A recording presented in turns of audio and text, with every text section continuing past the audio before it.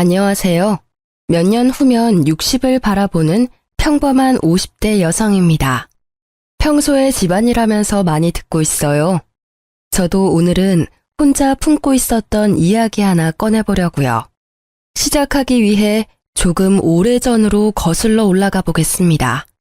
남편과 저는 남들처럼 평범하게 만나 연애했어요. 몇 년 만나다가 임신해서 자연스럽게 살림을 합쳤죠. 그런데 이상하게 남편은 연애 때도 자기 부모님 얘기를 별로 안 하더라고요. 제가 알고 있는 건 남편이 외동이며 홀어머니 밑에서 자랐다는 거였죠. 결혼식을 올리기 전 저는 남편을 키워주신 시모에게 인사를 드리고 싶었는데요. 남편은 나름 자신만의 상처가 많은지 질색하며 싫다고 하더군요. 제게 시모는 남이라 생각하고 살자고 말하는 남편에게 저는 도대체 어머니랑 무슨 일이 있었냐고 물었죠.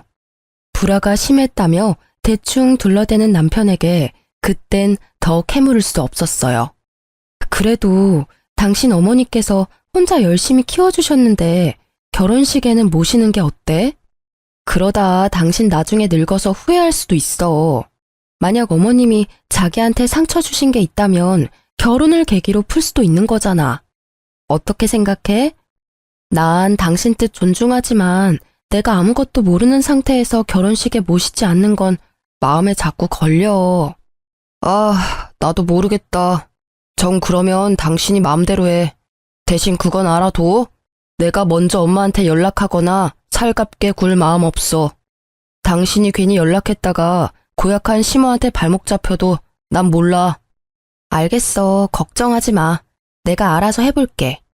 저는 남편의 경고에 조금 떨리는 마음으로 시모에게 연락했습니다. 그렇게 한 번도 본 적 없는 어머님은 흔쾌히 제 동네로 오신다고 하셨죠. 카페에는 남편이 말했던 고약한 시모는 온데간데 없고 인자하신 분이 커피를 마시고 계셨어요. 안녕하세요. 전화드렸었던... 어머나 세상에. 참한 목소리만큼이나 얼굴도 예쁘네요. 이렇게 먼저 연락해줘서 고마워요. 어머님은 그대로 자리에서 일어나 저를 꽉 안아주셨어요. 긴 말을 나눠보지 않아도 따뜻하신 분이라는 걸 단번에 알겠더군요. 말씀 감사합니다. 그리고 죄송해요. 그 사람이랑 같이 오려고 했는데 일 때문에 함께 오지 못했어요. 우선 어머님 식사부터 하러 가시겠어요? 괜찮아요. 그런데 어쩌죠? 식사는 내가 시간이 안 돼서 미안해요. 나 또 금방 가봐야 하거든요. 내 아들이 먼저 연락하라고 했을 리는 없고 세희 씨라고 했나요? 정말 고마워요. 덕분에 이렇게나마 아들이 결혼한다는 건 알게 됐네요. 불러준 건 고맙지만 난 혼주석에는 못 앉을 것 같네요. 만약 시간이 된다면 세희 씨 웨딩드레스 입은 모습은 보러 갈게요. 어머님은 눈물을 훔치며 초대해줘서 고맙다고 하셨어요. 제 손을 잡으시곤 한참 우시다가 도장과 함께 통장을 불쑥 내미셨죠. 나한테 뭐 받았다고 내 아들한테는 절대 말하지 말아요. 세희 씨가 정말 도움이 필요할 때 그 돈 써요. 네? 아니에요, 어머님. 저 돈 받으려고 뵙자고 한 거 절대 아닙니다. 나도 알아요. 눈빛만 봐도 세희 씨 그런 사람 아니라는 걸 알겠거든요. 그러니 모르는 척 받아줘요. 내가 딸은 없지만 세희 씨가 꼭 내 딸 같아서 주는 거예요. 하나밖에 없는 아들이란 녀석은 이제 남과 다름없거든요.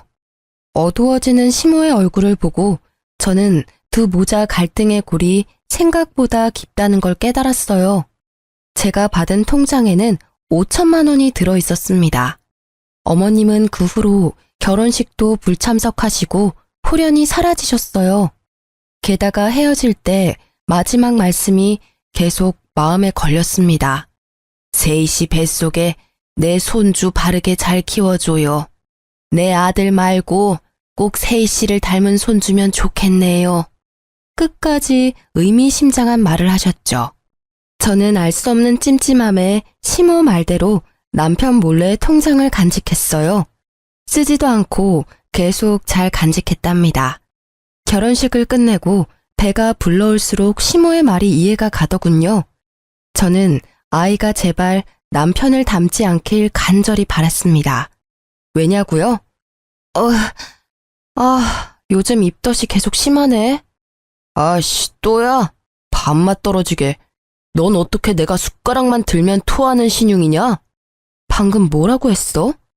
배가 점점 불러오자 저는 입덧을 매우 심하게 했어요. 남편은 그런 저를 노려보며 신경질을 부리더군요. 네가 입덧할 때마다 엄청 비위상한다고. 아니 그럴 기미가 보이면 화장실 가는 신용이라도 하던가. 뻔뻔하게 왜 사람 밥 먹을 때마다 덩달아 구역질나게 하는 거야? 제발 나 밥 좀 편하게 먹자. 지금 내가 잘못 들은 거 아니지? 당신 그게 임신한 부인한테 할 소리야? 잘못 들은 거 아니야. 안 되겠다. 너 앞으로 밥 따로 먹어. 나 밥 다 먹고 난 뒤에 먹던가. 요즘 내 얼굴 수척한 거 안 보이냐? 밤에는 남편 잠도 못 자게 쉼없이 뒤척거리고 매번 밥 먹을 때마다 헛구역질이나 하고 너 때문에 무진장 스트레스 받는다고. 네가 임신했다고 이렇게 진상 부릴 줄 알았으면 애도 안 가졌어. 너 말 다 했어? 네가 나만큼 스트레스 받고 나만큼 힘들어? 난 임신한 후로 온몸이 쑤시고 내 몸이 내 몸 같지 않다고. 내 입덧 때문에 당신 밥맛 없으니까 밥을 따로 먹으라고? 서럽다 정말. 어떻게 그딴 식으로 말할 수가 있어? 삼계탕도 밖에서 사 먹으라니까 돈 아깝다고 집에서 해달라며. 닭냄새 겨우 참고 요리한 사람한테 뭐가 어째? 뱃속에 아이 들을까봐 겁나니까 말 좀 가려서 해. 여자라면 다 하는 임신이 대수냐? 애 가진 게 뭐 그렇게 벼슬이라고. 그땐 임신 후 몸의 변화도 힘들었지만 결혼하고 변한 남편의 행동들이 저를 더 아프게 했네요. 입덧이 정말 심할 때는 과일만 먹을 수 있었는데요. 남편은 제가 과일 사다 놓은 거 보고도 짜증을 내더라고요. 난 과일 좋아하지도 않는데 뭘 이렇게 많이 샀어. 그나마 과일이 입덧 없어서. 네가 먹고 싶으면서 샀으면서 참 핑계도 가지가지다. 아니 내 입으로 들어가는 건 없는데 이게 다 얼마치야? 에이씨 돈 아까워 죽겠네. 생활비 좀 아껴 써. 밖에서 돈 버는 남편 호구로 보지 말고. 입덧한다고 하도 뭐라 하길래 과일 먹으면 좀 나아서 사놓은 거야. 아님 내가 굶을까? 굶기를 바라고 계속 그렇게 시비 거는 거지? 오버하지 마. 누가 굶으래? 가만 보면 너 나만 되게 나쁜 사람 만든다. 내가 언제 너한테 밥 먹지 말고 과일 먹으랬어? 난 단지 역겨우니까 따로 먹으라 했을 뿐이야. 역겨워? 야, 내가 바깥에서 임신하고 왔니? 내 뱃속 아이, 너랑 나의 아이야. 임신해서 고생하는 부인한테 뭐가 어째? 내가 마음에 안 들면 내 돈도 쓰지 마. 앞으로 생활비 일절 없어. 남편은 싸움 이후로 생활비도 입금하지 않더군요. 저는 육아휴직 중이라 모아둔 돈으로 생활했어요. 남편은 혼자 저녁을 먹고 들어오더라고요. 제가 고기를 별로 좋아하는 편도 아닌데요. 한날은 소갈비가 그렇게 먹고 싶더라고요. 저는 마트에서 양념된 불고기를 사며 애써 먹고 싶은 걸 참기도 했어요. 참 서러웠죠. 그때 마침 시모가 줬던 통장이 떠올라서 꺼냈는데요. 자세히 보니 통장에 전화번호가 적혀 있더라고요. 시모의 전화번호 같아서 저는 홀린 듯 전화했어요. 여보세요? 네, 땡땡땡 변호사 사무실입니다. 변호사요? 네, 누구시죠? 자초지종 시모와 통장 얘기를 했더니 변호사는 제 이름을 알고 있었어요. 자기 번호를 저장하고 도움이 필요하면 꼭 연락하라더군요. 저는 정말 남편과 이혼이라도 해야 하나 생각했습니다. 시모가 왜 제게 변호사 번호를 남겼는지도 의문이었어요. 남편과의 불화를 친정 부모님께 차마 말 못해서 시모에게라도 이야기해 보려고 했는데요. 시모께서 자신의 연락처는 안 남겼더라고요. 그러다 마침 친정 부모님이 저희 집에 오셨어요. 아니 너는 임신한 애가 왜 이렇게 말랐니? 엄마, 아빠. 저는 서러움에 흐느끼며 그동안 있었던 일을 부모님께 털어놓았습니다. 괘씸한 놈, 내 딸 고생 안 시킨다더니 너 당장 이혼해라. 네가 뭐가 아쉬워서 그딴 놈이랑 살아? 당장 이혼하라는 아빠를 겨우 진정시키고 엄마는 제게 물었어요. 엄마 아빠는 네가 이혼해도 괜찮아. 아이 키우는 것도 엄마 아빠가 도와줄게. 그런데 네 생각은 어때? 김서방이랑 계속 살고 싶어? 아, 괘씸해서 이혼하고 싶다가도 아이한테서 아빠를 뺏고 싶지는 않아. 엄마는 제 생각이 그렇다면 도와주신다 했어요. 남편에게 참교육을 시켜주신다 하셨죠. 곧바로 부모님은 짐을 챙겨오셔서 제 옆에 붙어 계셨어요. 친정 부모님께서 집에 눌러 앉으셨어도 남편이 뭐라 할 수도 없었던 게 친정 부모님이 신혼집을 해주셨거든요. 그렇게 매일 엄마 아빠는 제가 먹고 싶은 음식 해주시는 것에만 집중하셨어요. 오늘은 뭐가 먹고 싶은지, 요즘 제철 음식은 무엇인지 그런 재미로 사셨죠. 맛있는 음식을 하면 남편 몫은 절대 안 남기고 셋이 먹었습니다. 남편도 자기가 한 짓이 있으니 뭐라 말도 못하고 친정엄마 곁을 맴돌더라고요. 장모님, 오늘은 아구찜 냄새가 나네요? 아구찜 하셨어요? 볼찜 맛집이 있다길래 멀리 가서 사왔어. 우와, 대구 볼찜이요? 제가 엄청 좋아하는 거 어떻게 하시고? 응? 어쩌나? 뱃속의 손주가 얼마나 먹성이 좋은지 자네 몫은 따로 없어. 그래요?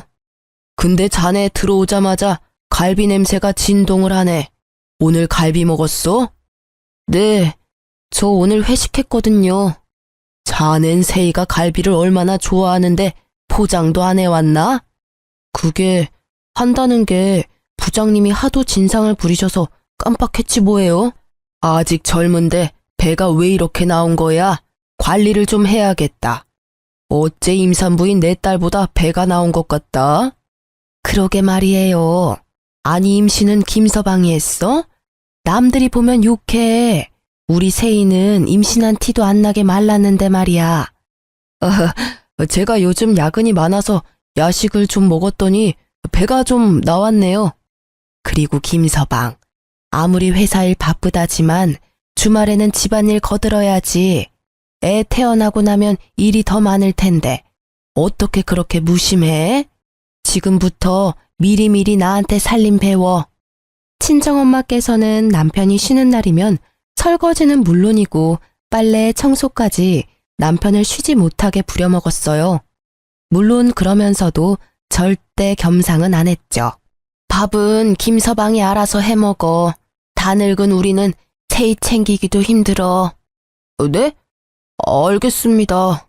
엄마 아빠께서는 매일 눈에 쌍심지를 켜고 남편의 행동을 지켜보셨죠. 그리고 주말이면 저를 데리고 나가서 보양식을 먹이셨어요. 부모님의 노력 덕에 저는 진짜 임산부처럼 오동통하게 살이 올랐죠. 제 아들이 참 효자인 게 입덧도 시간이 지나니 싹 사라졌거든요. 그렇게 시간이 흘러 남편의 생일날이 됐어요. 남편은 혼자 술에 취해 들어와서 꼬장을 제대로 부리더군요. 장인어른, 장모님, 정말 너무하십니다. 저도 이제 한가족이라고요. 어떻게 맛있는 거 먹을 때만 항상 저를 배척하세요? 심지어 오늘은 저 생일이란 말이에요. 또 저만 빼고 고깃집 가셨죠? 왜 저 구박하세요? 사위는 안 불쌍해요? 엄마께서는 차가운 물을 떠오셔서 남편 얼굴에 그대로 뿌리며 말하셨어요.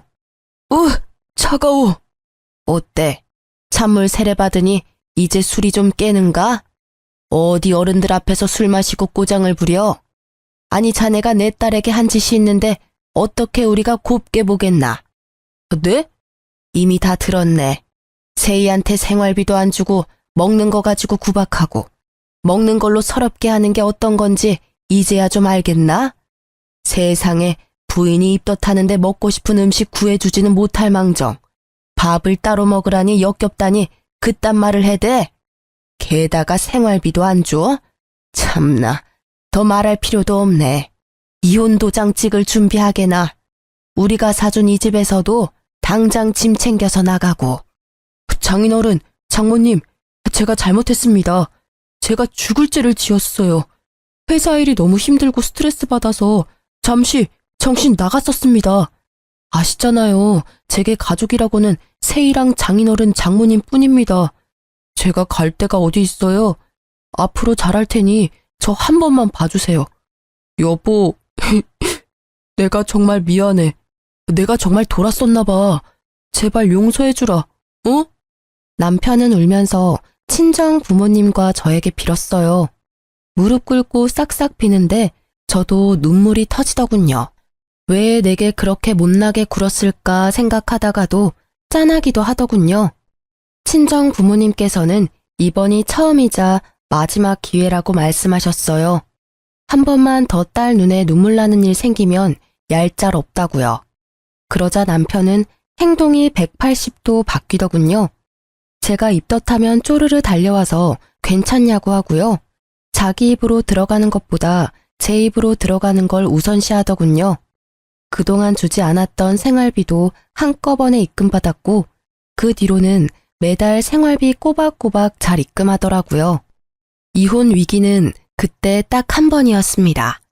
사람들은 바보같이 왜 봐주냐고 할지 몰라도요. 이후로 뭐 큰일 없이 남편과 불화 없이 꽤 잘 살아왔다고 자부해요. 그런데 남편은 또 나이가 들자 더 큰 상처를 제게 돌려주더군요. 애초에 사람은 쉽게 안 바뀌고 악한 게 남편의 숨길 수 없는 본성이었을까요? 저는 40대에 갑상선암 수술을 했어요. 초기에 운 좋게 발견해서 그나마 다행이었죠. 그날은 처음으로 정기검진을 하러 가는 날이었는데요. 시간이 지나도 그날이 잊혀지지 않네요. 당신 내일 검진 혼자 가. 같이 가주는 거 아니었어?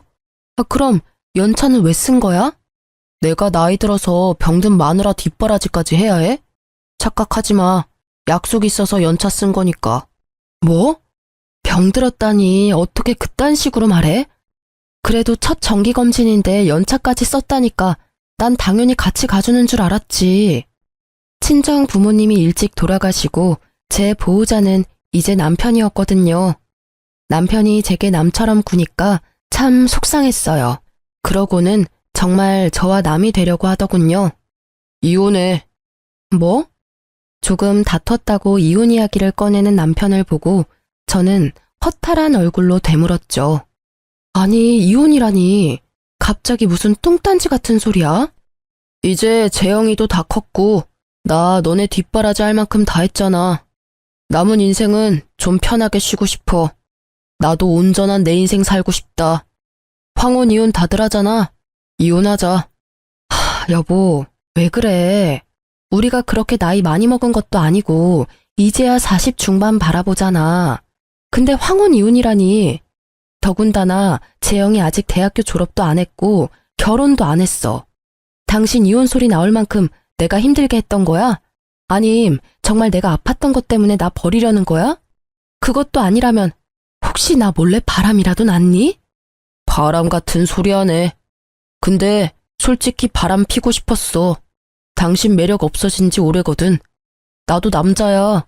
퇴근하고 집에 오면 웬 낯선 아줌마가 나를 반기는데 좋겠어? 너 아직 40대면서 자기 관리를 그렇게 못하면 어떡해? 5년 뒤, 10년 뒤에는 너 어떤 모습이겠니? 정말 기대도 안 된다. 게다가 살도 적당히 쪄야 볼륨감 있는데 당신은 아픈 후로 계속 볼품없이 말라가잖아. 나이가 들어도 자기 관리 잘하는 여자들이 얼마나 많은데 네가 병들었어도 예쁜 구석이 있으면 내가 이혼하자 하겠어? 지금 말 다 했어? 난 재영이 키우면서 당신 뒷바라지 누구보다 열심히 했어.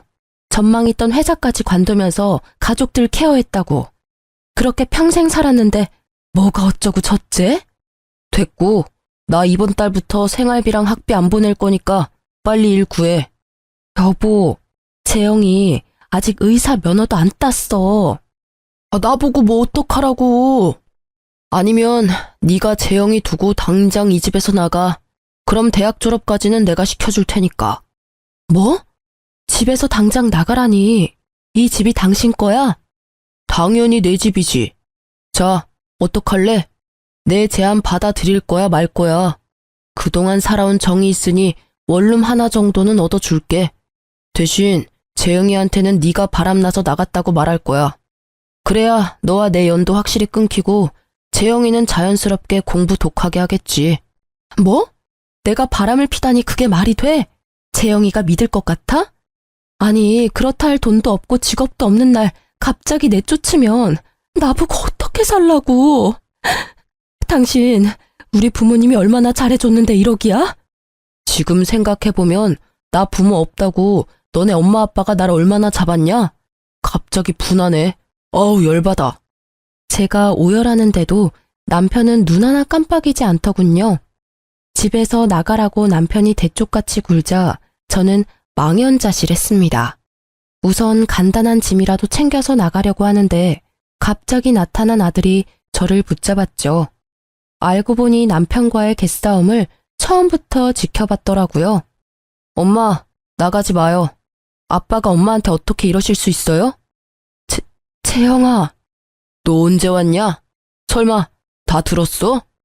아, 내가 얼마나 너 서포트했냐. 그쯤 하면 됐지. 난 네 나이 때 아무런 도움 없이 여기까지 왔어. 다 들었으니 일주일 안으로 둘 다 내 집에서 나가. 앞으로 남은 공부는 네 엄마한테 시켜달라 하고. 아버지, 설마 저 공부하는데 돈 많이 들어서 그러세요? 제가 아르바이트라도 해서 제 학비 벌게요. 저는 괜찮으니까 엄마랑 이혼은 하지 말아주세요. 부탁이에요. 불쌍한 제 아들은 무릎을 꿇고 남편에게 애원하더군요. 자기는 알아서 할 테니 엄마는 버리지 말라고요. 남편은 그 모습마저 냉정하게 외면하더군요. 야, 너도 참 이기적이다. 힘들게 일하면서 너 여기까지 공부시킨 건 나야. 어떻게 넌 네 엄마만 생각해? 나중에 너도 내 나이 되면 알 거다. 보잘것없는 마누라 먹여 살리느라 세월 다 보내서 내가 얼마나 지금 허무한지. 어떻게 엄마한테 그런 식으로 말씀하세요? 엄마는 뭐 아무것도 안 하시고 집에서 노셨어요? 아니잖아요. 남편에게 달려드는 아들을 말리며 저는 말했습니다. 그만. 아들, 괜찮아 엄마는. 당신도 그만 말해요. 이혼해 줄 테니까 더 이상 재영이 상처 주지 말라고요. 저는 억울함보다 아들이 받는 상처가 더 걱정됐죠. 남편은 한사코 바람이 아니라더니 몰래 전화를 뒤져보니 젊은 여자랑 바람이 났더군요. 거울 앞에 늙은 제 모습이 어찌나 초라해 보이던지요. 좀 꾸미면서 살 걸 그랬나 후회도 했습니다. 하지만 아들은 자책하는 제게 단호히 말하더군요.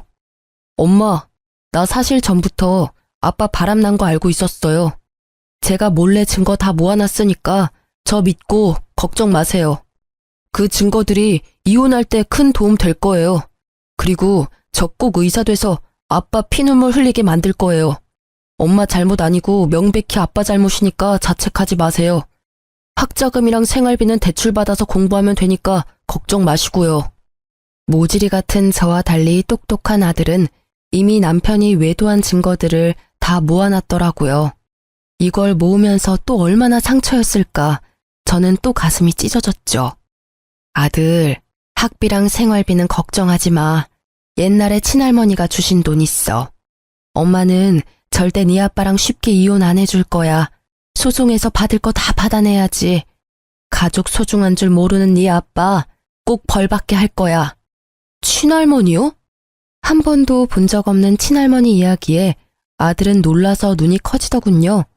저는 그런 아들 손을 잡고 변호사 사무실에 찾아갔습니다.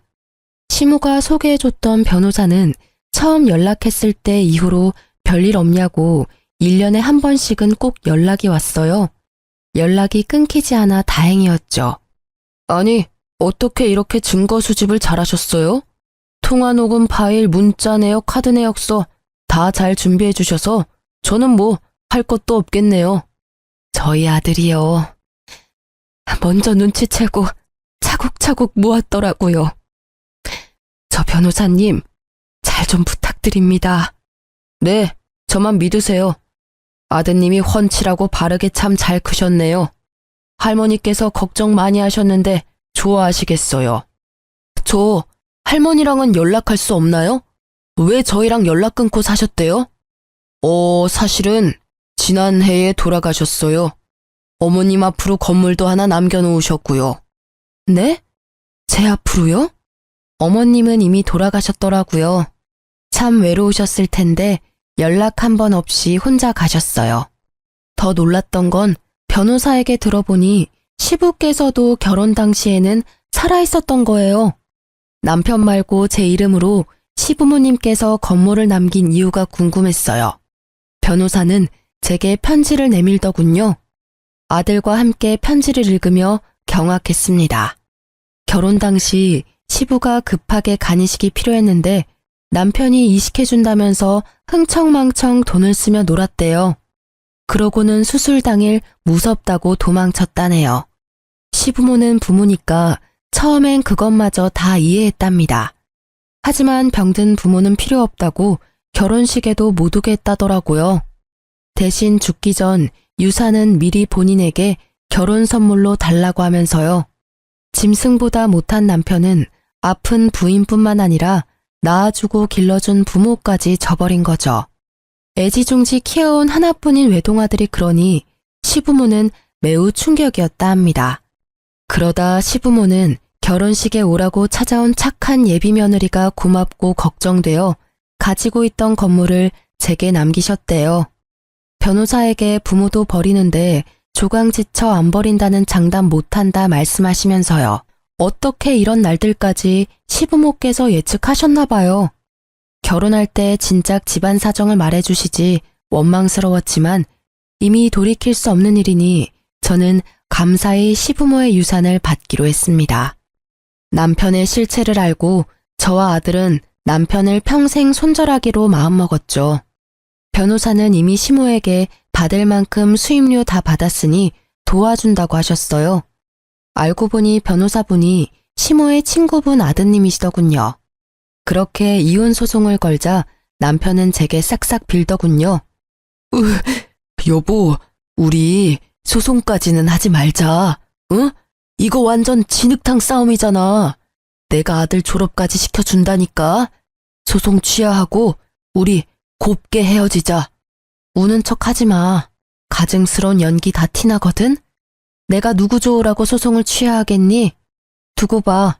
너 네가 가진 게 다 네 건 줄 알고 살았지? 내가 그동안 살림한 거 월급으로 환산하면 얼마일 것 같아?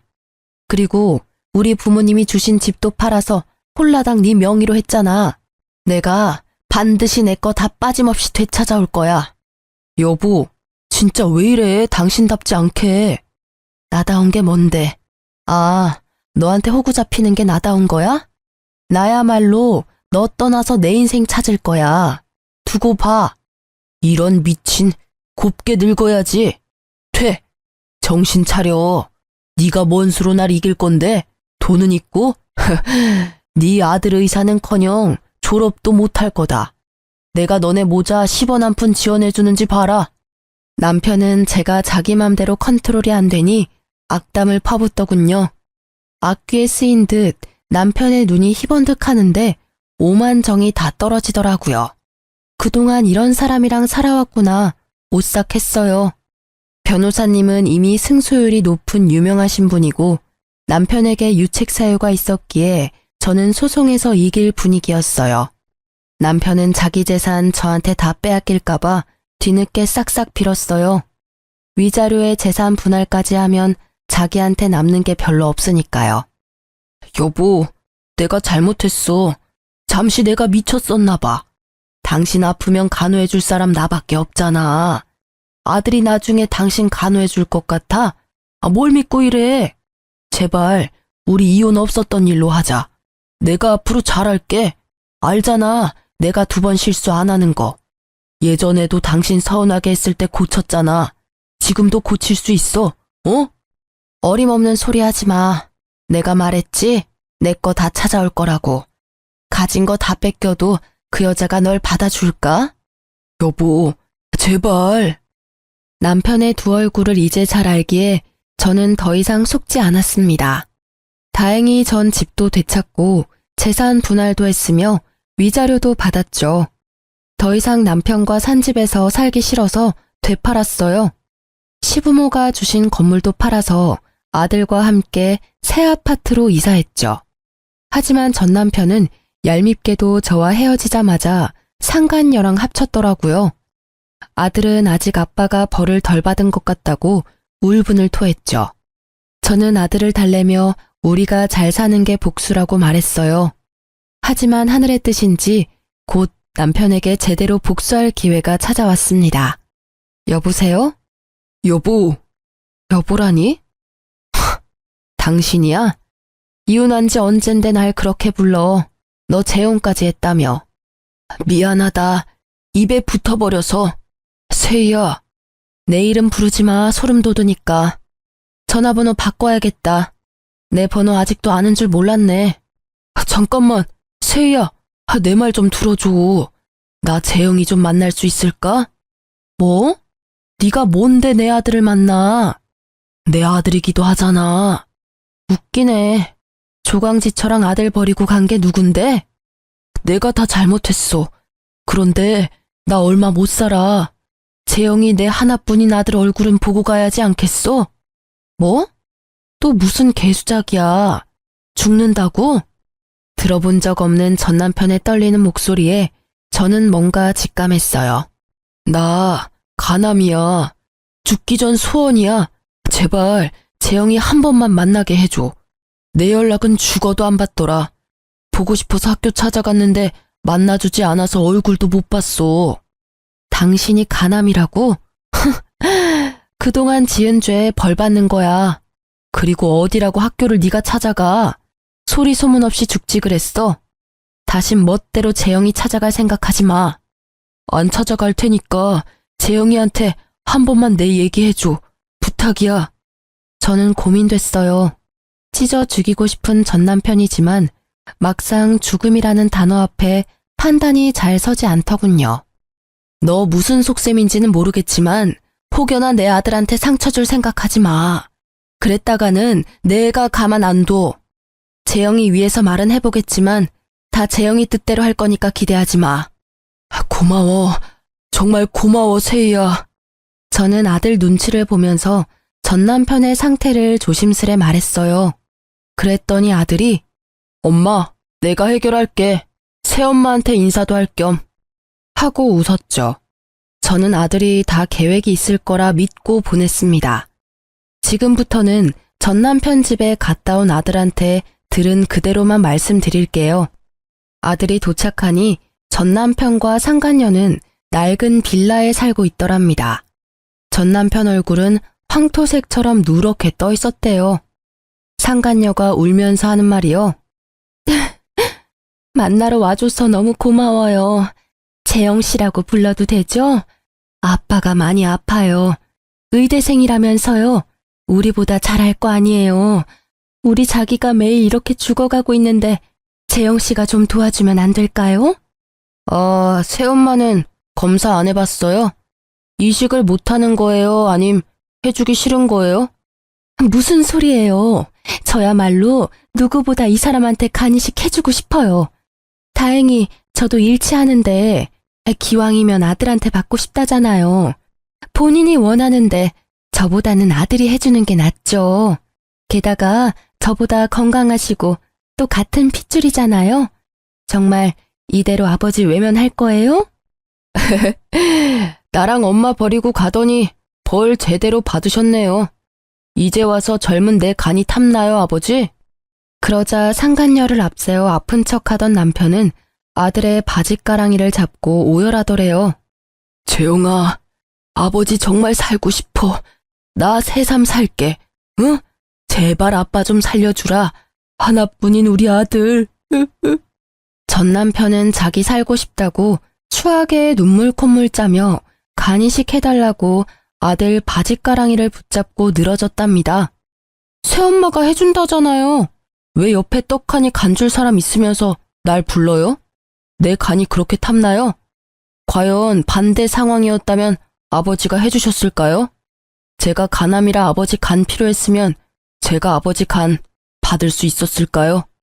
만약 그랬다면 당연히 나는 널 위해 내 간 통째로 줬을 거야. 정말요? 내가 어떻게 하면 간 이식해줄래? 응? 돈이 필요하냐? 아빠, 돈이 있긴 있어요. 앞으로 치료비는 네 엄마가 들어놓은 보험이 있으니까 그걸로 하면 돼. 퇴직금 받은 건 너 줄게. 풍족하지는 않지만 조금이나마 너한테 보탬은 될 수 있어. 그리고 저도 이제 일 시작할 거예요. 이제 제가 이 사람 곁에 평생 있을 거니까요. 우와, 평생을요? 아니, 병든 사람은 지금 버리고 도망가야죠. 아버지 사망보험금 많이 들어놨나 봐요? 새엄마가 쉽게 안 떠나는 거 보니까요. 그런 거 아니거든요. 저 이 사람 정말 사랑해요. 두 분 다 돈은 됐고요. 일단 어머니께 가서 허락을 좀 맡아야겠어요. 저 대신 아빠랑 새엄마가요. 제가요? 사모님이 저 보면 더 싫어하실 것 같은데요. 우리가 가면 네 엄마가 거품 물 텐데. 그러니까 어머니께 진심으로 사죄하며 빌어야겠죠. 둘 다 지은 죄가 있잖아요. 그렇게 아들이 상간녀랑 전남편을 우리 집으로 데려왔어요. 조금 비싼 아파트라 상간녀와 전남편은 놀란 눈치였죠. 시부모가 남긴 줄도 모르고 전남편은 감탄하더군요. 어머니, 저 왔어요. 아니, 아들, 저 사람들이 왜 우리 집에? 여보, 오랜만이야. 집이 꽤 좋네. 월세야? 내 돈으로도 이 집은 택도 없는데 어떻게 된 거야? 아버지, 자가예요. 어머니 명의로 된 자가요. 아니, 누가 여보야? 네 여보는 지금 네 옆에 있는 저 상간녀 아니야? 상간녀는 열받았는지 얼굴에 열이 확 올랐더군요. 말씀이 지나치시네요. 저희 커플 이제 엄연히 부부 사이거든요. 커플? 부부? 웃기고 있다. 넌 조용히 있어. 전 남편은 상간녀에게 소리를 꽥 지르고는 제게 나긋나긋 말했어요. 예전 버릇 남 못 주더군요. 혹시 나 몰래 장인어른이랑 장모님이 당신에게 뭐 남긴 거 있어? 왜? 새 아파트 보니까 군침도냐? 됐고 여기가 어디라고 감히 니네가 들어와. 시부모가 남긴 재산인 줄 꿈에도 모르고 전 남편은 아파트를 보고 군침을 흘리더군요. 재영이가 부른 거야. 당신 허락 필요하다고. 허락? 무슨 허락? 나 간이식 미쳤어? 어디 내 귀한 아들 간을 빼가려고 해. 네가 인간이야? 저는 전 남편 머리채를 쥐고 마구 흔들었죠. 그러자 상간녀가 저를 말리면서 울부짖었어요. 우리 자기 건드리지 마요. 아픈 사람한테 이게 뭐 하는 거예요? 뭐? 맞을 짓 하니까 그렇지. 그럼 네가 대신 맞을래? 상간녀 머리채를 쥐고 그대로 바닥으로 내리꽂았죠. 무슨 아줌마가 이렇게 무식하게 힘이 세? 상간녀는 한 대 맞고 열받았는지 씩씩거리고 전 남편은 무릎을 꿇더라고요. 세희야, 나 살고 싶다. 너가 허락해주면 재영이가 나 간이식 해준대. 허락해주라, 어? 뭐? 절대 안 돼. 그러자 상간녀도 분위기를 파악했는지 전 남편 따라 무릎 꿇더군요. 경솔하게 행동해서 죄송해요. 이 사람 간이식 아드님이 해주신대요. 사모님이 허락해 주신다면요. 제발 허락해 주세요. 저 이 사람 없으면 못 살아요. 갑자기 무릎 꿇고 싹싹 비는 상간녀와 전 남편을 보고 저는 기가 찼어요. 뭐? 이런 미친 것들이 지금 뭐라는 거야? 엄마, 잠시만요. 저 믿으세요. 제가 설마 해주겠어요? 아들의 귓속말에 저는 고개를 끄덕이며 너가 하고 싶은 대로 하라고 했죠. 아들은 상간녀에게 보란 듯이 말하더군요. 난 엄마 아빠가 재결합하는 게 소원이에요. 그럼 아빠한테 제 간 떼드릴 수 있어요. 뭐라고?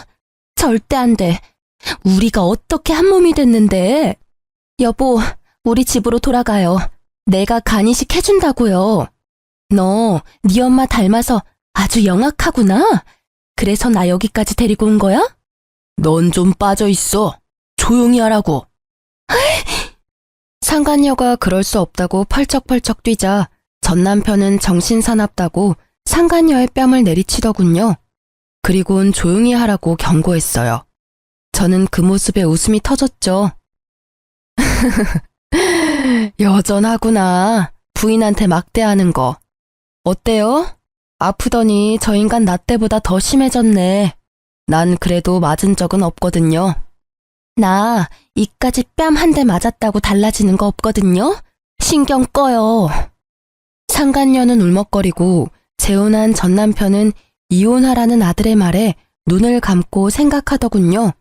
아버지, 어떡하실 거예요? 새엄마랑 계속 살 거예요? 저희한테 돌아오실 거예요? 상간녀는 자신감에 차서 콧방귀를 끼더라고요. 우리 오빠가 다시 돌아갈 것 같아요? 우린 정말 진심으로 서로 사랑하고 있다고요. 더 이상 갈라놓으려고 하지 말고 간이식 안 해줄 거면 우리 오빠 희망 고문하지 말아요. 우린 흔한 불륜 따위가 아니라고요. 상간녀 혼자 드라마를 찍자 아들은 상간녀와 남편을 내쫓았어요. 이혼하고 다시 오세요. 그럼 아버지 부탁 받아드릴게요. 자기 아들 처음부터 간줄 생각도 없었으면서 괜히 우리한테 저러는 거예요. 우리 빨리 가요. 내가 이식해 줄 테니까요. 아, 이게 뭐 하는 짓이에요? 저는 그 둘에게 아깝지만 소금을 왕창 뿌려댔어요. 꽤 아팠을 거예요. 굵은 소금이었거든요. 재수 온 붙으니까 썩 꺼져. 그러고는 저는 아들에게 무슨 생각이냐고 물었죠. 아들, 엄마는 무서워. 너 도대체 무슨 계획인 거야?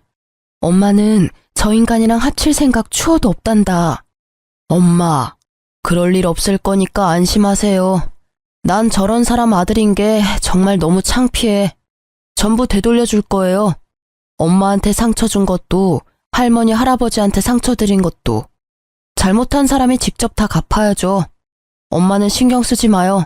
제가 다 알아서 할게요. 저는 똑똑하고 야무진 아들의 의견을 전적으로 믿기로 했습니다. 그리고 얼마 안 가 정말 전 남편은 상간녀와 이혼하고 찾아왔습니다. 정말 30대인 상간녀의 간보다 염치도 없는지 20대인 아들 간이 더 탐났나 봐요. 여보, 아들, 나 이혼하고 왔어. 글쎄 그 못된 게 이혼이라고 떨어지자마자 집안에 내 물건 하나도 못 가져가게 해서 빈털터리로 나왔지 뭐야. 전 남편은 전보다 더 심해진 몰골이었어요. 무슨 자신감으로 빈몸으로 찾아온 건지 저는 속으로 놀랐죠. 그리고 뒤이어 상간녀까지 쫓아왔더라고요. 내 남편 내놔 이 쓰레기들아. 아니 오빠, 설마 했는데 진짜 여기로 온 거야? 나 버리고 여기서 잘 살 수 있을 것 같아? 저 사람들이 오빠 대접이나 해줄 것 같냐고. 마지막 기회야. 지금이라도 나한테 돌아와, 응? 오빠 나 진심으로 사랑하잖아. 쓰레기는 너지. 어디서 남의 집에 쳐들어와서 행패야? 그리고 애초에 내 남편이었잖아. 내 남편이 제자리에 되돌아온 걸 네가 뭔 자격으로 말을 못해? 제 옷을 붙잡고 늘어지는 상간녀를 보던 아들은 아버지, 보고만 계실 거예요? 전 남편은 저와 아들의 눈치를 보다가 현관까지 쫓아들어온 상간녀에게 침을 뱉더군요. 돼! 너 때문에 내가 되는 일이 하나도 없어. 너만 안 만났으면 여우 같은 것 남의 가정 파탄 내놓고 여기가 어디라고 와? 오빠. 신고하기 전에 당장 꺼져. 오빠, 정말 왜 그래? 상간녀는 아랑곳하지 않고 전 남편의 바지가랑이를 잡고 늘어졌어요. 그러자 전 남편이 현관에 꽂혀있던 화병의 장미꽃을 빼들고 상간녀의 얼굴을 사정없이 후려쳤죠. 꺼져! 꺼지라고 제발! 탱탱한 네 피부, 몸매, 그게 언제까지 갈 것 같아? 한순간이야. 내가 널 사랑해? 웃기지 마. 난 네 몸 때문에 만난 것뿐이라고. 상간녀는 눈물이 범벅되어 보기 좋게 얼굴이 일그러지더라고요. 당신 아들이 정말 이대로 순순히 간이식 해줄 것 같아? 난 진심으로 사랑해서 진짜 당신한테 간이식 해줄 수 있었다고. 날 버린 이 순간 평생 후회할 거야. 아들과 제가 한심하게 쳐다보자 전 남편은 머뭇거리다 상간녀 머리채를 질질 끌고 현관 밖으로 내동댕이 치더군요. 그러고 전 남편은 후련한 얼굴로 다시 집 안으로 들어왔어요. 그 모습을 보는데 통쾌하면서도 전 남편이 악마 같았어요. 어쩌면 이혼을 하지 않았다면 언젠가는 나도 저 손에 맞았을까 싶기도 했고요. 정말 질기지? 내가 어쩌다 저런 거랑 엮어서는 여기가 어디라고 찾아온 건지 원. 당신이야말로 여기가 어디라고 기어들어와? 뭐? 여보 왜 그래? 나 깔끔히 이혼하고 온 거야. 엄마랑 나 재혼은 언제 하면 되겠냐, 재영아. 아무래도 수술하기 전에 하는 게 좋겠지? 아버지, 아니, 이제 아저씨라고 해야 되는 걸 자꾸 깜빡하네. 아저씨, 이제 아저씨도 그만 돌아가 주세요. 뭐라고, 재영아? 아저씨라니. 신고하기 전에 우리 집에서 나가라고요. 너가 오라고 했잖아. 내가 갈 곳이 어딨어? 전 남편이 소리 지르자 아들은 전 남편에게 고시텔 방키를 던졌어요. 거기 적힌 고시텔로 가면 돼요. 아저씨가 지낼 곳은 거기가 딱 적당하잖아요? 저 혼자 면허시험 준비할 때 공부하던 고시원인데 아저씨도 거기서 인생을 좀 되돌아보세요. 지은 죄가 많잖아요. 말이 다르잖아. 이혼하고 왔잖아. 아니 내가 몸이 안 좋은데 어떻게 고시원에서 지내? 역정을 내는 전 남편에게 아들은 희미하게 웃으며 말했죠. 간이식은 이제 필요 없으신가 봐요? 거기 가 계시라고요. 전 남편은 눈에 핏발이 섰는데 아무 말도 못하고 고시원으로 떠났어요. 아들은 고시원도 한 달치 월세만 냈어요. 월세 문제로 전화 온 전 남편에게 아들은 직접 일해서 내라고 말했죠. 막노동 하세요. 하루 하면 10만 원은 거뜬하잖아요. 그리고 저 바쁘니까 전화하지 말아줄래요? 내가 몸이 이렇게 안 좋은데 어떻게 일을 하니? 진짜 짜증나게 하네. 정 그러면 아저씨보다 힘들게 사는 사람들한테 봉사라도 하세요. 봉사활동하면 당분간 월세는 내줄 테니까요. 이후로는 아들한테 들었는데 전 남편은 매일같이 요양병원에 봉사활동을 갔더라고요. 아픈 걸 숨기느라 비비크림까지 발라가면서요. 그리고 점점 불안한지 제게도 애원하더군요. 재영이 말이야, 나 간이식은 언제쯤 해주려나? 글쎄, 당신하기 나름이지. 요새 재영이 바빠. 그렇게 저와 아들이 간이식에 대해서 확답을 주지 않자 전 남편은 얼마 안 가 집으로 찾아왔어요. 지금 날 놀리는 거야? 아니 도대체 언제 간이식 해준다는 거야? 와, 제가 아저씨 놀리는 거 진짜 이제 알았어요? 뭐? 너 이 새끼. 이혼도 한 번 해본 놈이 잘한다고 아주 두 번째 이혼은 뭐 고민도 없이 해버리셨네요? 어떡해요. 이제 혼인관계도 아니라서 그 상간녀가 아저씨한테 간이식도 못 해주는데. 이 악마 같은 자식아! 어디 내 귀한 아들한테 악마래. 악마는 너지 이 자식아. 똑똑한 제 아들의 계획에 전 남편은 개거품 물더라고요. 어떻게 자식이 부모한테 이래. 아무리 이혼을 했어도 말이야. 당신은 재영이가 저러는데 그냥 있었어? 내 얼굴 안 보여? 나 당장 내일 죽어도 안 이상한 상황이야. 아저씨가 할아버지한테 간 드렸으면 저도 그 효심 보고 배워서 간 드렸겠죠. 그런데 안 드리고 도망갔잖아요.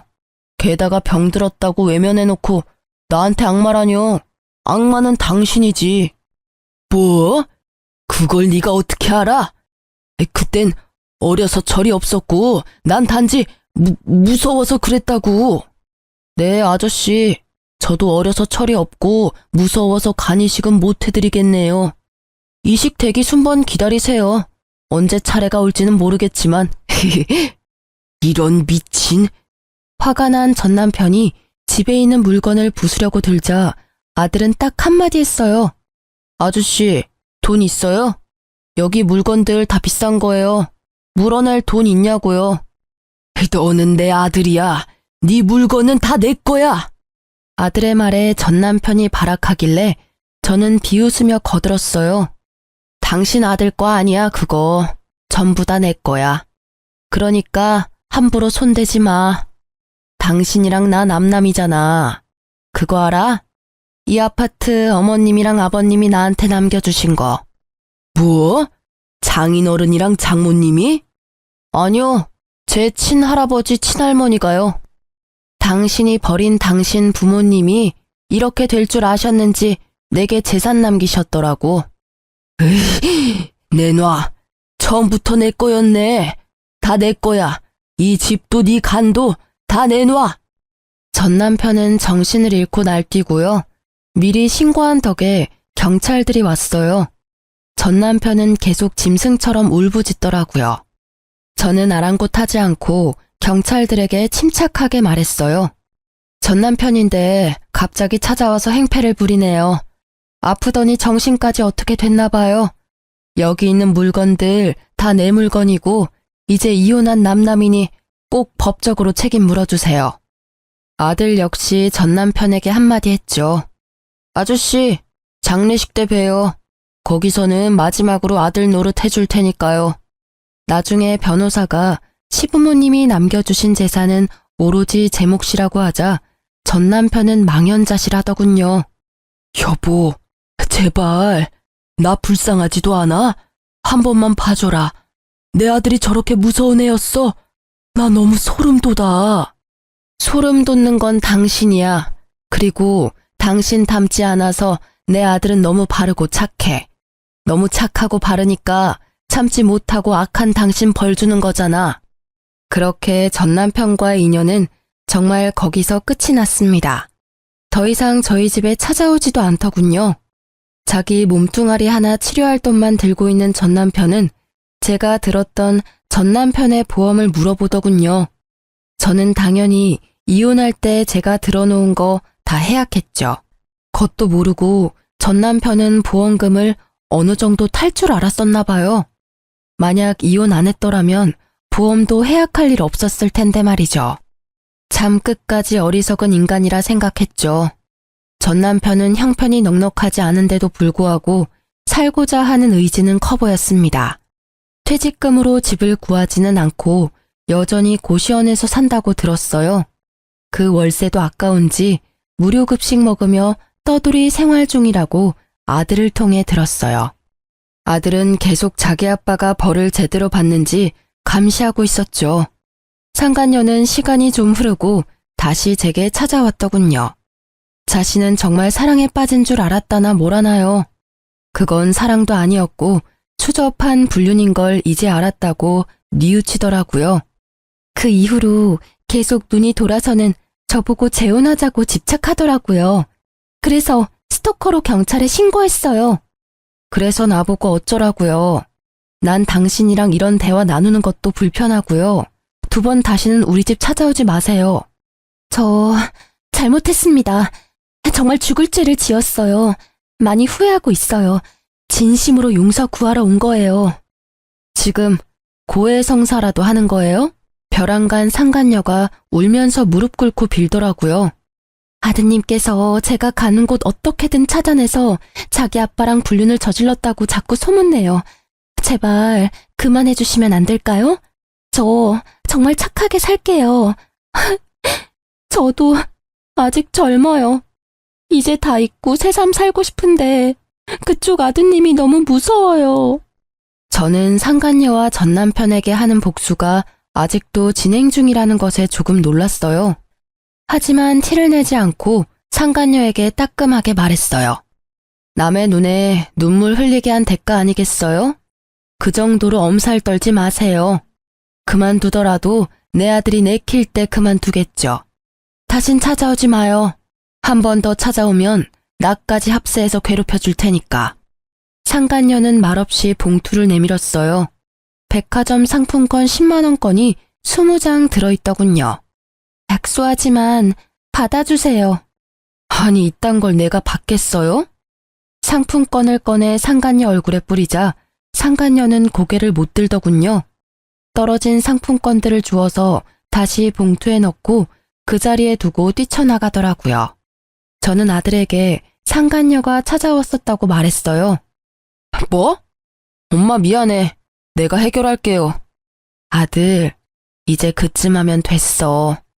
이제 아빠 관련 일은 손 뗐으면 좋겠다. 미워하고 벌 주는 건 이제 그만하자. 이제 하늘에게 맡기자. 응? 넌 이제 사람들 살리는 일에 힘써야 해. 엄마는 네가 이런 가치 없는 일에 네 시간, 에너지 그만 쏟았으면 좋겠어. 엄마는 지금도 충분해. 너무 통쾌해. 그러자 아들 울면서 말했죠. 엄마, 정말 괜찮아요? 난 아직도 아빠, 아니 그 인간 죽이고 싶을 만큼 미워요. 엄마는 괜찮으니까 이제 그 마음 지우고 우리 삶 살자. 응? 그날 아들과 저는 부둥켜 안고 많이 울었습니다. 시간이 흘러 지금은 제 아들 어엿한 의사예요. 아직 인턴이지만 전 남편과 달리 정 많고 효심 깊고 봉사정신 투철한 의사죠. 이제 아들도 졸업하고 인턴 생활하고 저도 일주일에 한 번은 봉사활동하며 지내고 있습니다. 그 외의 나머지 시간은 온전히 저를 위해 보내고 있어요. 아들한테는 괜찮다고 했지만 불쑥불쑥 남편에 대한 미움과 원망이 올라올 때가 있거든요. 한이라는 게 정말 무섭죠. 밥 한 끼 대접한 적 없던 시부모님께서 아들과 저를 살렸어요. 그 은혜에 보답하기 위해 잘 살려고 노력하고 있습니다. 전 남편은 부모에게 지은 죄로 천벌을 받는 거라 생각합니다. 오늘 내일 하고 있거든요. 간 이식자가 나타나면 새로운 삶을 사는 기회인 것이고 안 나타난다면 그게 하늘의 뜻이라 생각합니다. 여러분, 착하게 살아야 복이 와요. 누구든 남에게 상처 주는 삶을 살지 말아야 합니다. 앞으로 저도 남은 삶 은혜 베풀며 살게요. 긴 사연 들어주셔서 감사하고요. 모두 행복하세요.